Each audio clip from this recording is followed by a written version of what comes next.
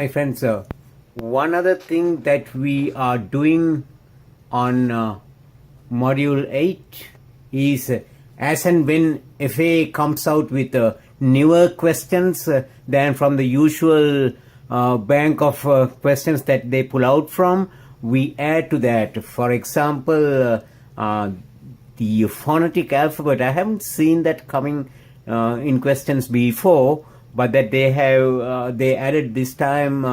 What we did was we added that on our list also on the sample questions, and on module 8 figure 31 is the phonetic alphabet we laid out. It's pretty simple, but you need to memorize what represent every letter, and also on the figures, 9 is very distinctive. You never call it 9 in the air traffic language. You call it 9, and added to that, as we know, of course, phonetic alphabet was very, very vital those days on analog radio transmissions, when it was so susceptible for interference.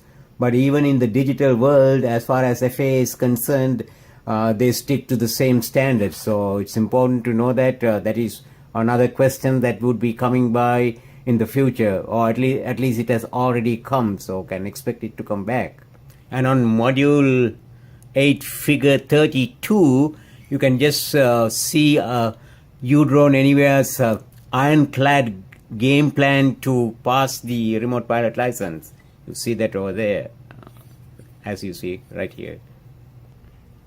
And again, on the main module, friends, remember I was talking about some of the indicators on the airports does not really apply to us very much, like the fuel, whether the fuel is available in the airport or not. It's indicated by these small jutting out portions on the airport indicators here, right here, right. And so just to make note of it. Okay, folks, let's do a little work on these charts. If you, on this chart, if you see these perfect circles like the compasses, they are the VOR range indicators, VHF Omni Ranger instrument. So that we might not want to bother too much. It acts like a clutter in these aeronautical maps, aeronautical charts, as FAA likes to call it, as we generally call it, maps, no doubt. And let's work on a couple of these things to locate at least locate monuments, or when a coordinate is given, then when a coordinate is given, you locate the monument, or vice versa. When the monument is given, you define the coordinates that belongs to that monument. Yeah, friends, I said monument, I meant really landmark. I think you figured that out, right? Yes, I know my students are smart. Okay, now let's talk about the coordinates a little more, and trying to figure out these maps. And then if you, I think you see over here the longitude of 100 degrees, and then you have 40, you see 44, that's the latitude 44. So if we try to concentrate on this landmark over here, this multiple elevated obstruction, yes, obstruction, and let's do it like this. As you know, this is 100 west longitude, and then you count the bigger markings are 10. Okay, in fact, as we discussed, there are 60 minutes for 1 degree.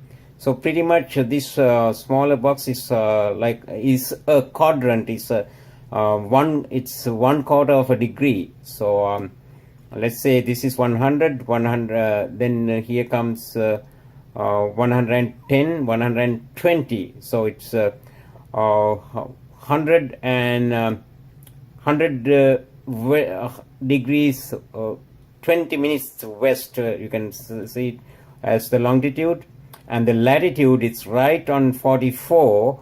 So you don't even have to count anymore. You can call it latitude 44 degrees and 0 minutes. So that's how once you keep doing all these maps in both ways, meaning, as I explained, you are given a monument and you define the coordinates on that, or you are given a coordinate and to figure out where that monument is. So that's one of the very vital things that you need to know before you go to mainly UAG, Unmanned Aircraft General Test, in the examination center. And then, my friends, on the navigation aids, now I showed you the compass-like range, and these are the, let's show you, these are the symbols. You got the VOR, VHF Omni Range symbol over here, VORTEC over here, and VOR and DME over here. See, under radio aid to navigation. Okay, now here, friends, remember we were talking about mode C, also magenta thick, magenta solid line. That's the mode C, but though it's magenta line, it's marked mode C, so there is no need to get confused with that. It's also marked 30 nautical mile range. Yeah, once again I repeat here, transponders are for the aircraft. Mode C is for transponders. So as remote pilots, we really don't have to deal with that. Just to have a knowledge, when you see mode C, what that is the requirement. So yes, friends,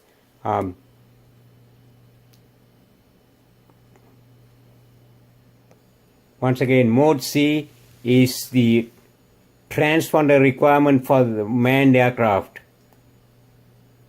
Now, friends, even as cluttered as this is the Dulles Airport area, but still, for all, if you remember the two colors, the solid blue line, solid magenta line, segmented blue line, segmented magenta line, and segmented blue box with the figure inside, and segmented blue box with the figure inside with a minus sign.